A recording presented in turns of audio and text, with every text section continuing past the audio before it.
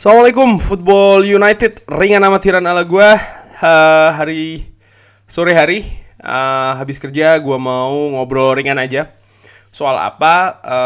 Soal kaitannya dengan manajer baru dari Manchester United. Ini gue mau ngobrol ringan, opini-opini gue aja. Jadi gini, gue menilai dari apa yang sekarang yang sering diberitakan di media, nampaknya memang masa penunjukan dari bukan penunjukan mungkin ya, kata-kata penunjukan dari manajer baru dari Manchester United ini betul-betul tinggal menunggu waktu ya. Tinggal menunggu diumumkan, dan ini ada dua kemungkinan. Bisa jadi memang sudah ada kesepakatan ya, sudah ada deal tapi belum diumumkan. Kenapa? Karena ya baik itu Pochettino maupun Erik ten Hag, dua calon terkuat ini masih terikat dengan klubnya masing-masing. Jadi ada sisi etika di sana, terutama bagi Erik ten Hag karena Ajax sedang bersaing cukup ketat di Eredivisie dengan PSV Eindhoven. Itu kemungkinan pertama, atau kemungkinan kedua ya bisa jadi dalam waktu dekat akan segera ada pengumumannya dulu. Itu bisa juga terjadi. Tapi yang jelas ini sudah memasuki tahap-tahap akhir penentuan dari calon manajer baru dari Manchester United untuk musim depan. Nah, gua ingin ngobrol ringan ala gua ya, amatiran pastinya. Ini opini-opini gua aja. Subjektifnya gua sekali lagi yaitu adalah bagaimana gua melihat tugas baru dari manajer Manchester United nanti ini apa. Langsung aja, ada 4 ya, ada 4 tugas menurut gua, tugas baru dari manajer Manchester United yang harus segera dilakukan ketika nanti dia ini datang ke Old Trafford, ke Carrington, ke klub, ke Manchester United. Nomor 1 adalah menguasai dressing room. Artinya menguasai, mengambil alih ya dressing room, mengambil alih juga individu-individu pemain di dalam klub. Bagaimana caranya? Ini menurut gue terkait erat dengan skill dari hal yang dinamakan dengan man management. Bagaimana sang manajer baru nanti ini bisa memiliki manajemen, bisa memiliki skill untuk mengatur pemain-pemain, individu-individu yang ada di Manchester United. Bagaimana dia melakukannya? Menurut gua ini bisa dibantu dengan staff yang dia bawa ya. Staff tentunya yang tahu klub, yang tahu soal pemain, staff yang juga punya kemampuan menghubungkan antara manajer dengan pemain dengan klub. Oleh karena itulah, ringan amatiran ala gua sih berpikir bisa diambil dari mantan pemain, legenda pemainnya. Ini pendapat gua. Itu penting menguasai dressing room karena apa? Ini yang terjadi dari selepas David Moyes, Louis van Gaal, Jose Mourinho, Ole Gunnar Solskjaer, bahkan sekarang pun di tangan Ralf Rangnick dikabarkan dressing room ini tidak bisa dikuasai secara absolut oleh para manajer ya, oleh sang manajer. Bahkan di beberapa musim terakhir pemain ini justru yang punya kuasa atas dressing room, sehingga pemain bisa menggulingkan sang manajer. Ini cukup luar biasa apa yang terjadi di klub Manchester United, dan menurut gua ini tidak bisa lagi terjadi ya kalau memang sang manajer itu mau sukses. Memang kedatangan pemain itu erat kaitannya dengan manajemen, dengan board manajemen. Dulu ya sebelum-sebelumnya ya pemain itu didatangkan, menurut gua banyak kesalahan di sana. Bukan hanya pemain yang tidak sesuai dengan skema permainan atau sistem dari manajer pada saat itu, tapi juga harga, tapi juga gaji. Karena ini sangat berpengaruh bagaimana klub menilai sang pemain, bagaimana perilaku sang pemain di dressing room dan lain-lain. Jadi hal ini kompleks, tidak simple. Hanya sekedar menguasai dressing room maka harus punya orang yang atau punya karakter, ya itu memang bisa, tapi tetap ini juga ada hubungannya dengan bagaimana manajemen atau board atau bahkan owner dalam melihat pemain-pemain, mendatangkan individu-individu yang baru di Manchester United. Tapi anyway, nomor 1 tugasnya adalah menguasai dressing room. Nomor 2, menginventaris pemain, siapa yang lepas, siapa yang datang, siapa yang diincar, siapa yang dipromosikan, siapa yang kontraknya akan diperpanjang. Ini menurut gua tugas dari manajer ya. Jadi dia harus memetakan pemain-pemain mana saja yang dia perlukan apakah itu nanti dibeli, ya kan, didatangkan. Kalau didatangkan memang betul harus mulai mengincar, langsung harus bergerak cepat, atau bahkan mungkin mempromosikan, bisa jadi dari tim akademi. Kalau demikian maka dia harus mulai mengamati dari sekarang, karena tidak mungkin dia hanya melihat dari rekaman YouTube, analisa artikel-artikel. Dia harus melihat secara langsung, timnya paling tidak, staf kepelatihannya harus melihat secara langsung. Ini menurut gue hal yang harus dilakukan. Pun demikian, siapa-siapa yang dilepas ini juga tergantung bagaimana sistem permainan yang ingin dia bangun. Bukan hanya sekedar baca sosial media, baca artikel, lihat YouTube. Enggak, ini ringan amatiran ala gue ya. Sang manajer nanti harus tahu betul skema apa yang ingin dimainkan di Manchester United, yang ingin dia bangun di Manchester United. Dan dia juga harus tahu pemain-pemain saat ini siapa-siapa saja yang bisa mengisi peran-peran tersebut di atas lapangan nanti.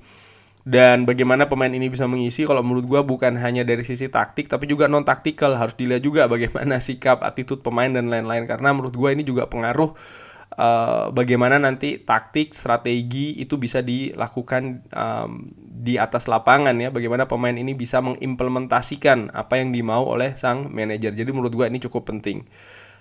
Nomor 2, tadi gue bilang, gue ulangi lagi, adalah menginventaris pemain ya.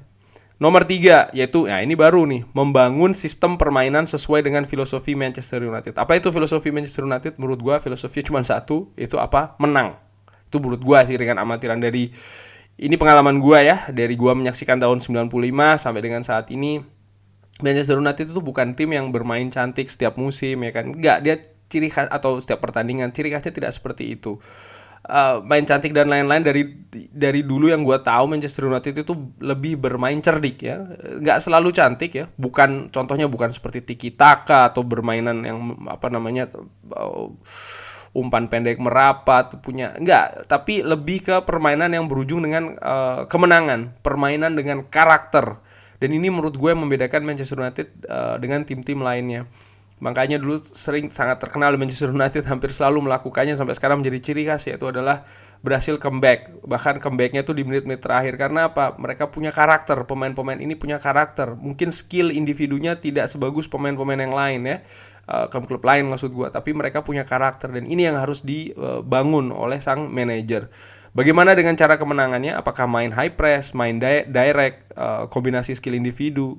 Ini manajer baru yang tahu. Yang jelas strive to the goal untuk meraih kemenangan. Sekali lagi, bagaimana caranya, taktik apa, sistem apa, itu manajer yang tahu. Yang jelas dia harus membangun itu semua di Manchester United. Salah satu dari 4 poin ya, poin nomor 3 lebih tepatnya. 4, memastikan proses project di klub di atas lapangan berupa squad development, tactical development, system development ini berlangsung dengan konsisten. Ini poin yang keempat, artinya hal-hal yang ingin dibangun di Manchester United harus bisa dilakukan dengan secara konsisten. Dan itu sekali lagi dimulai dari menguasai dressing room, menginventaris pemain, membangun sistem permainan. Ini baru kita bicara soal taktik strategi ya. Dan nomor 4, memastikan hal itu semua bisa berlangsung dengan konsisten. Bagaimana dengan hasilnya? Well, kalau menurut gue harus realistis ya, akan ada proses di sana, tidak ada jaminan akan langsung berhasil. Kalau berhasil juga tidak jaminan akan konsisten. Dan ini tugas manajer untuk membuat hal-hal tersebut terjadi. Bagaimana tugas fans? Menurut gue, seperti yang Sir Alex Ferguson bilang di pertandingan terakhirnya dia, support your new manager, support manajer barunya. Tidak ada yang instan. 8-9 tahun terakhir ini sudah terlihat jelas bagaimana klub ini tidak bisa lagi memakai jalan instan. Mudah-mudahan klub juga berubah mindsetnya ya.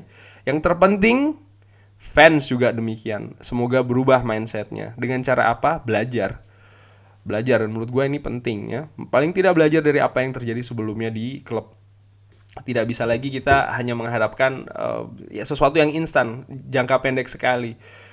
Karena bisa jadi nanti mungkin pertandingan awal di tangan sang manajer tidak bisa berlangsung sesuai dengan diinginkan. Atau sebaliknya justru. Mungkin nanti akan kita bisa di pertandingan awal, wah kita mungkin bisa bermain bagus, meraih hasil yang diinginkan. Tapi setelahnya mungkin akan ada mulai gejolak lagi dan lain-lain. Dan disinilah posisi gua paling tidak sebagai fans adalah tetap berada di belakang sang manajer 110%, siapapun itu nanti yang tunjuk. Kurang lebih demikian ngobrol ringan amatiran. Jadi ada 4 poin menurut gua yang harus dilakukan oleh manajer baru dari Manchester United ya. Ini ringan amatiran ala gua. Gue tidak nyebutkan spesifik, wah gue harus buang pemain ini, beli pemain. Enggak, itu menurut gue masih terlalu spesifik. Dan sekali lagi itu tergantung bagaimana skema dari sang manajer, apa yang dia inginkan ya, kurang lebih demikian. Oh ya, ada berita yang kurang menyenangkan ya, yaitu dari Louis van Gaal. Beliau ternyata ini terkena kanker prostat. Dan dari situ gue ucapkan beterschap, semoga cepat pulih ya, speedy recovery untuk Louis van Gaal. Once a Red, always a Red. Sekali jadi bagian dari Manchester United, selamanya jadi bagian dari Manchester United. Sekarang dia posisinya masih sebagai manajer timnas Belanda. Tapi kabar ini tentu saja mengejutkan ya, semua pihak, terutama gue secara pribadi. Dimana gue juga support timnas Belanda dan juga gue support Manchester United ya kan. Jadi ya gue ucapkan semoga cepat sembuh ya. Lalu yang kedua, gue ingin ucapkan terima kasih banyak untuk teman-teman yang sudah berpartisipasi di polling. Di situ gue ada bikin 2 polling. Terima kasih. Seperti akan gue tutup pollingnya, tapi gue sudah dapat informasi dari teman-teman apa yang diinginkan, baik itu soal just tip maupun soal stadion. Ini informasi yang bagus buat gue, paling tidak menambah pengetahuan lagi ya tentang ya apa sih sebenarnya yang diinginkan oleh teman-teman terkait dengan apakah kalau stadion mana yang dikunjungi dan juga hal-hal lain. Terima kasih banyak ya yang sudah ikut serta. Oke, sekian dulu ngobrol ringan amatiran. Terima kasih banyak sudah menyaksikan. Jangan lupa like, sholat dan juga subscribe. Jaga kesehatan. Semoga lancar-lancar ibadahnya di bulan Ramadan. Wassalamualaikum warahmatullahi wabarakatuh.